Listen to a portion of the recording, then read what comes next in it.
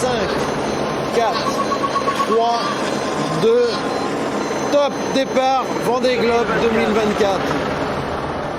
La 10e édition d'une course maritime mythique est partie des Sables d'Olonne en Vendée le 10 novembre 2024. Ah putain, c'est incroyable! J'ai perdu Vendée Globe!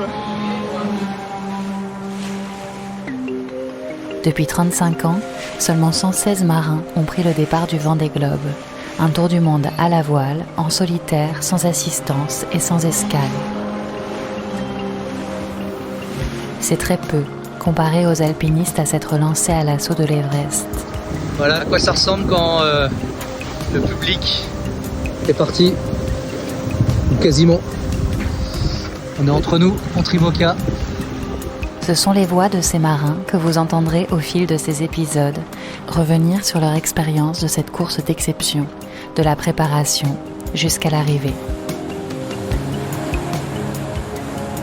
En solitaire autour du monde, un podcast du Musée national de la marine.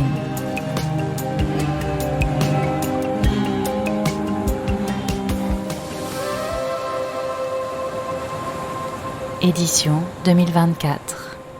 Dimanche 10 novembre, 13h02. Nous y voilà! La météo est calme, presque pas de vent. Ça y est, tout seul. Et le départ du Vendée Globe, c'était vraiment magique, c'était incroyable, chenal, tout ça. Trop d'émotions, je vais essayer de faire passer un peu ça. Sébastien Simon. La première nuit s'annonce calme, on est tous groupés. Voilà, ça donne encore un peu plus de magie à tout ça. Ça laisse peut-être même trop de temps pour réfléchir.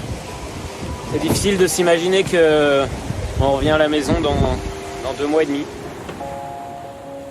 Je suis hyper heureux, hyper fier et en même temps hyper triste de m'arracher à la terre. Éric Bayon.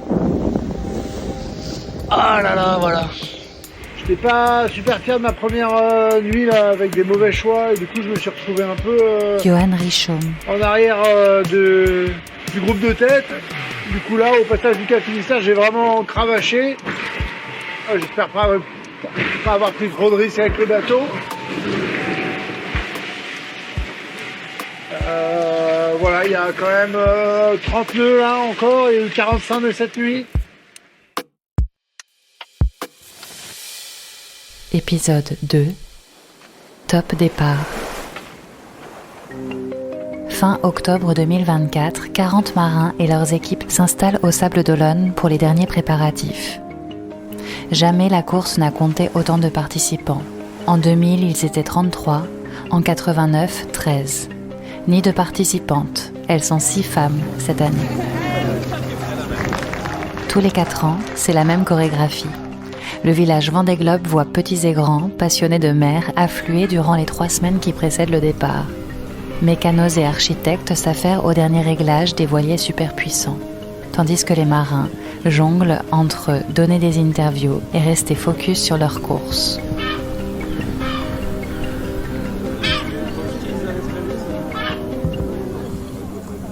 On était tellement peu de journalistes, on devait être une quinzaine, on était hébergés dans un tout petit bureau à la Bourse du Travail au Sables d'Olonne. Didier Ravon, journaliste au sein du magazine Voiles et Voiliers. Maintenant, je crois qu'il y a entre 500 et 800 journalistes accrédités, enfin c'est du délire. Ils étaient partis avec 150 jours de nourriture parce qu'ils ne savaient pas du tout combien de temps ils allaient mettre. Et je me souviens qu'à l'époque, le rédacteur en chef avait titré La course du siècle. Et il ne s'était pas trompé parce que c'est devenu la course du siècle. Clairement, les 3 semaines au Sables d'Olonne, je les vis un peu... Alain Gauthier, Vendée Globe 89 et vainqueur de la 2e édition en 92. Il y a tellement de monde à venir m'aider à travailler sur le bateau pour qu'il soit prêt le jour J. J'ai dû naviguer, j'ai dû faire 10 sorties, ce qui n'est pas naturellement suffisant pour préparer un Vendée Globe. Et du coup, c'est un peu du grand n'importe quoi. Donc je sais même plus, à un moment donné, j'arrête de penser et je fais confiance à mon équipe parce qu'il y avait trop de monde. Je trouvais que c'était mais je côtoie les autres concurrents naturellement pendant ces 3 semaines, des copains, Loïc Perron, Philippe Poupon, Jean-Luc Van Den Heede, que je connaissais d'autres courses. Donc voilà, il y avait une atmosphère assez particulière parce que les journalistes qui aiment bien les grands titres estimaient que peut-être qu'il y avait peu de chances qu'on en revoie un seul à l'arrivée, à pouvoir faire le tour du monde sans escale. Il n'y a aucun skipper du Vendée Globe qui est tout seul. Alexia Barrier, Vendée Globe 2020. On est seul en mer, évidemment, mais on ne pourrait pas prendre le départ de la course complètement seul. C'est-à-dire qu'à terre, on a une équipe qui prépare le bateau. Quand on parle de l'équipe à terre sur un projet Vendée Globe, Jeanne Grégoire, directrice du pôle Finistère course au large. Bien sûr, ça dépend de la taille du projet. Il y a des projets qui sont ultra équipés avec des moyens de financement. Il y a un project manager. Dans le service communication, il peut y avoir 5 personnes. Le bureau d'études qui s'occupe de développer le bateau, c'est 5 ou 6 personnes. Des techniciens, ils sont une dizaine. Ça fait vite une équipe, j'exagère à peine en disant 20-25 personnes. Ah, monsieur le président. Allez, Samantha, on va te souhaiter plein de bonnes choses. Merci. Ça ressemble un peu à une kermesse, à une foire, parce qu'il y a beaucoup de sponsors, de partenaires, mais il y a aussi beaucoup de choses pédagogiques pour les enfants, et ça, je trouve ça vachement bien. C'est un événement gratuit. Les gens, ils font la queue, hein, mais ils peuvent accéder et voir les bateaux et les marins. Chaque coureur est un héros, encensé par les médias, encensé par les partenaires, parce que c'est grand héros, etc. Il y a un monde fou, il y a plein de gens, les gens sont happés, ils sont sollicités. Il y a une liesse, il y a une folie. Là, il faut voir le village du Vendée Globe 15 jours avant. Et c'est des rockstars, les marins. Quand ils arrivent pour aller sur leur bateau, il faut qu'ils signent des autographes. Alors, ils sont très gentils, ils font des selfies, mais ils sont pas habitués à ça. C'est pas des jours de foot, quoi.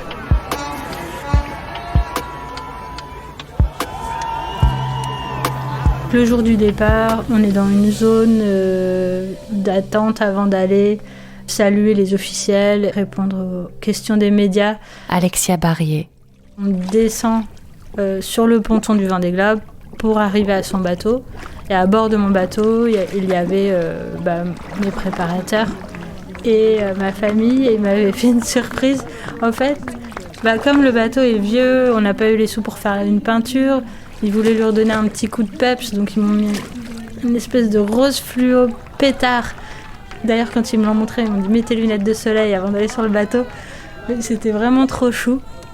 Et du coup, la surprise, quand j'arrive sur le bateau, le jour du départ du Vendée Globe, ils avaient tous mis des bretelles roses, mais de la même couleur, ce rose pétard.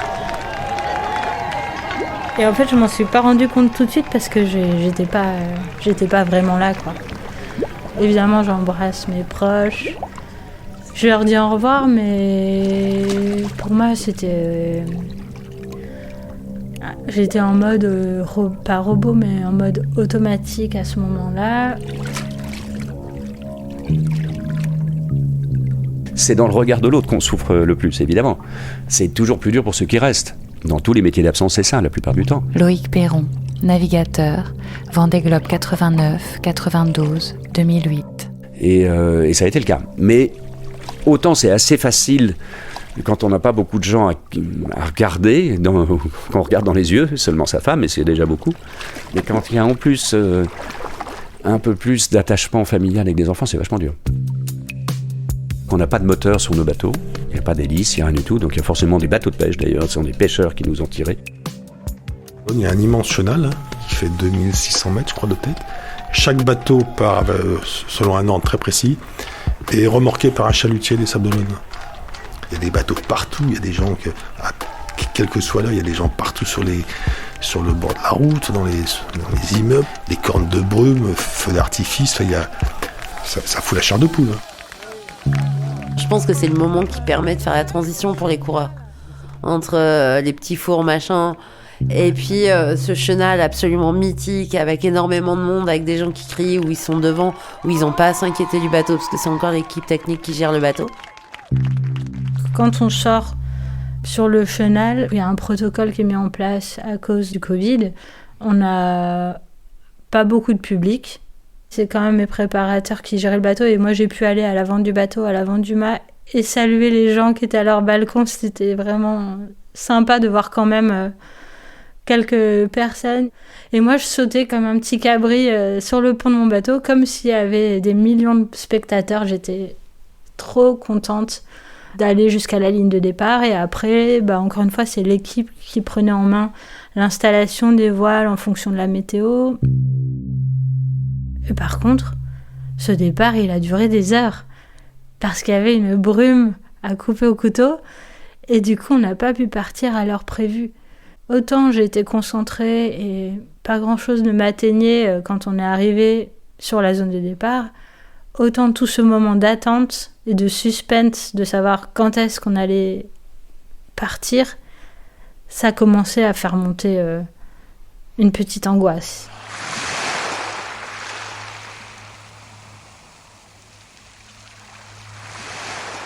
Finalement, la brume s'est dissipée, mon équipage a quitté le bord, tout le monde est resté en zodiaque dans la zone de départ pas trop loin de moi.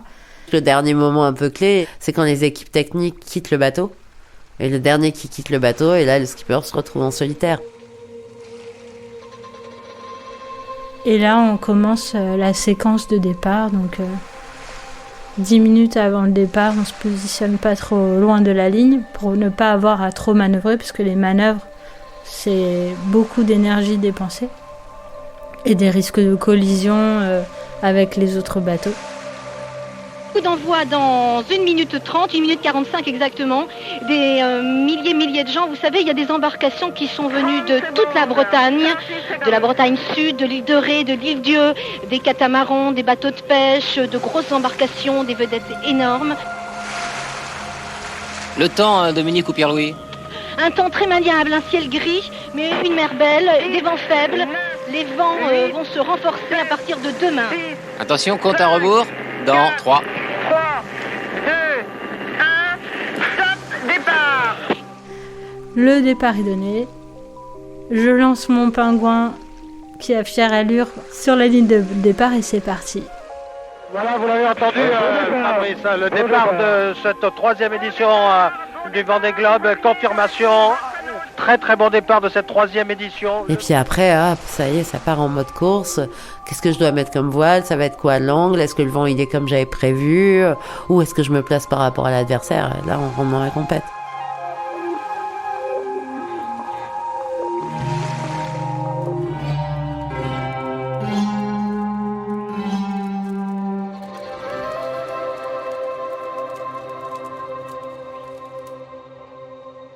Une fois que je n'ai plus vu les Zodiacs, qui avaient vraiment plus que les bateaux de la course, là j'étais submergée par l'émotion et je me suis mise à pleurer.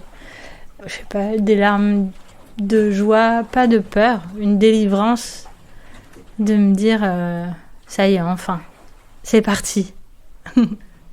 Ça part.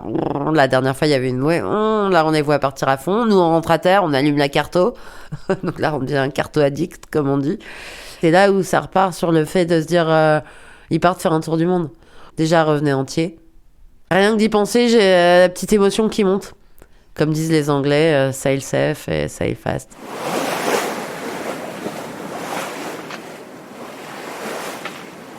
La sortie du golfe de Gascogne voit en général des premiers coureurs prendre de l'avance, même si en 2024, l'absence de vent crée un bouchon de bateau sans tête précise. Dès le départ, on est plein de balles. Dès le départ, Arnaud Boissière, Vendée Globe 2008, 2012, 2016, 2020, 2024. Ça fait un peu comme au tiercé quand les chevaux sont lancés, feu tout de suite. On est quand même excité par le départ d'une course qu'on attend, c'est que tous les 4 ans le Vendée Globe. On part comme si c'était une régate d'une journée, quoi. Donc on met les foils, on met les voiles le plus adéquates possible pour être le plus rapide possible, sachant que c'est un des premiers dangers du Tour du Monde, c'est le golfe de Gascogne, parce que il peut y avoir du vent très fort, il peut y avoir du vent contraire, il y a du trafic maritime, il y a les concurrents qui sont à côté, il y a certains pêcheurs qu'on voit pas forcément bien parce qu'ils n'ont pas tout l'appareillage électronique, donc et depuis quelques années maintenant il y a des orques au niveau du Cap Finistère, de la pointe espagnole. Ça nécessite une vigilance un peu plus pertinente, le golfe de Gascogne, puis la météo qui est souvent assez capricieuse. Et puis très vite, les premières avaries, les dématages et les blessures. La première portion de course va jusqu'au Cap Finistère, donc c'est la traversée du golfe de Gascogne. C'est vrai qu'il est marqué par une forme déjà particulière de par sa géographie sous-marine, avec le plateau continental qui change l'état de la mer. Et comme on part à l'automne, on est sur un schéma météo où les conditions en général peuvent être assez toniques. On appelle ça dégolfé. C'est le Vendée Globe 2004 ou 2008, je sais plus. où il y a départ du Vendée Globe, il y a de la pluie, du vent très fort qui arrive du sud-ouest, et puis d'un seul coup la pluie s'arrête, le vent bascule au nord-ouest, c'est du ciel, on va dire avec des gros nuages et des grosses pluies et des gros grains et du vent très tonique, et au passage de cette coupure, là le vent monte très très fort. Mon premier Vendée Globe, on est parti, il y avait une tempête annoncée, on est parti quand même et on a eu 50 nœuds dans la première nuit. Le départ est donné à 13h, en gros. À 23h, le front passe, du vent violent, et là, 4 dématages. Dès la première nuit, Christophe Pavon avait dématé, Yann Westamen avait dématé, et du coup... Donc là, Vendée Globe terminé. Et c'est le golf qui a été le juge de paix. Ça calme un peu nos ardeurs. Tu pars la fleur au fusil, et rapidement, quelques heures après, donc tu apprends le dématage de concurrents et des abandons dès les premières 24 heures. Et c'est dur d'avoir des concurrents qui abandonnent au final. Ce que j'ai souvent tendance à dire, c'est qu'on est concurrents à terre, et quand on est en mer, on est des compagnons d'aventure, parce que on sait qu'un concurrent peut être notre ange gardien et peut venir nous sauver sur le tour du monde. Donc il y a une grosse solidarité qui se crée quand on est en mer entre marins.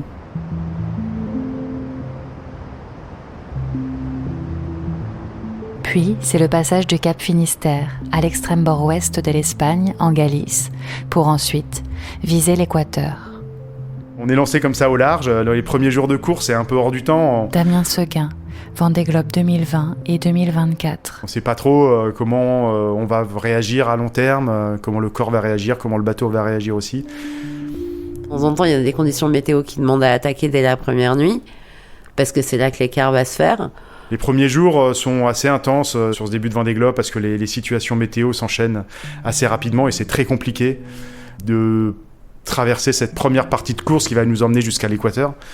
On passe une dépression qui s'appelle Theta, qui est assez violente et qui nous met à rude épreuve, surtout qu'on est en début de course. Donc il y en a qui passent comme moi un peu au milieu de la dépression, dans le gros temps, et d'autres qui font le grand tour pour éviter justement les vents violents.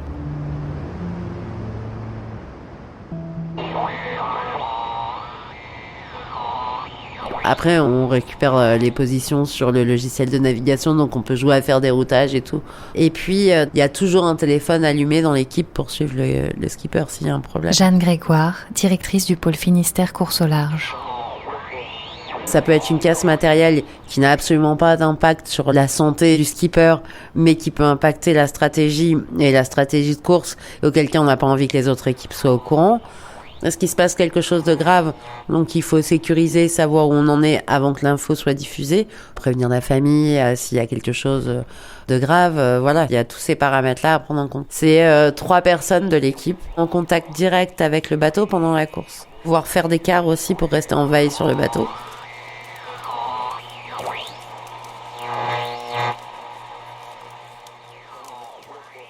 Il peut y avoir de l'assistance technologique, donc aider à réparer.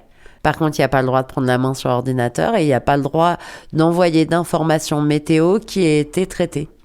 Avant, ils recevaient des infos, mais eux ne pouvaient en envoyer que très peu. Et c'est vrai qu'aujourd'hui, ils sont connectés sur WhatsApp. Ils ne déconnectent jamais des événements de la Terre. Même si, dans la tête des gens, ils disent « mais c'est sans assistance » et pourtant ils communiquent en permanence avec la Terre, ça n'empêche pas que ce sont des projets super engageants. C'est des bateaux qui sont difficilement maîtrisables à la force des bras, qui développent tout de suite une puissance énorme dans l'eau, là, les derniers bateaux qui heurtent les vagues, et donc ça fait des secousses énormes. On voit que les skippers naviguent avec un casque maintenant quand même, pour éviter les chocs trop brutaux. Ça fait un bruit de dingo. Quand on est nous en semi-rigide à fond la caisse à côté pour faire des images, pour les débriefer, on entend le bruit du semi-rigide alors qu'on a le moteur et tout le tralala. Donc ça a quelque chose de très anxiogène. Il y a tous ces paramètres-là à gérer sur le plan mental et puis après il y a juste le paramètre de la compète. Mais ça, comme toutes les compétitions. Sauf qu'en fait, c'est la seule compétition qui dure 65 jours.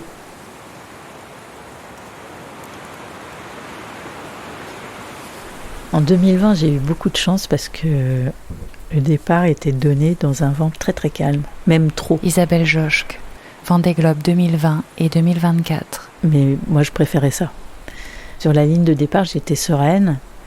J'avais aucune inquiétude quant au fait d'avoir un accident, une collision avec un de mes concurrents ou un autre bateau. Et puis je savais que dans les 2 premiers jours, ou au moins les premières 24 heures, j'allais pouvoir me glisser dans ma course tranquillement. Parce que par ailleurs, c'est la première fois que je partais sur un tour du monde. J'étais un peu chahutée par toutes sortes d'émotions en même temps. La joie, l'excitation, l'angoisse, il y avait vraiment de tout. Et je suis partie sereine, mais j'ai vite vu que c'était un peu une sérénité de façade. Parce que les premières nuits, j'ai dormi en faisant des siestes, comme on le fait habituellement dans la course au large. À chaque fois que je me réveillais d'une sieste, je ne savais plus où j'étais. Et à un moment donné, je prenais conscience de l'endroit où j'étais et je me disais « Oh là là là là, je suis sur le Vendée Globe ». Et là, j'avais un nœud dans le ventre terrible. Et je crois que ça a duré 4-5 jours. En fait, ça a été toute une phase d'acclimatation où j'ai réalisé que j'avais pas mal de trucs qui m'angoissaient et que j'avais pas voulu le voir. Je m'étais focalisée sur ma préparation, le fait que moi je sois prête, que tout mon matériel soit prêt, mon avitaillement. Enfin voilà, j'étais très concentrée dans l'action et j'ai réussi à tenir à distance toutes mes appréhensions. Et là, elles sont ressorties. Faut passer de terrien à marin. Damien Seguin. C'est un état qui est pas facile à quitter, celui de terrien justement, parce que c'est notre quotidien, c'est d'interagir avec des gens, d'être rythmé aussi par notre vie de terrien, que ce soit au niveau du sommeil, au niveau de la nourriture, etc. Et d'un coup, on est sur le bateau dans une condition qui est complètement différente, avec un rythme de sommeil complètement différent. Apprivoiser son bateau, même si je le connaissais déjà quasiment par cœur, mais on va être les meilleurs amis. Tu vas être mon ange gardien pendant quasiment 12 semaines et on est parti pour la grande aventure, on va faire le tour du monde ensemble.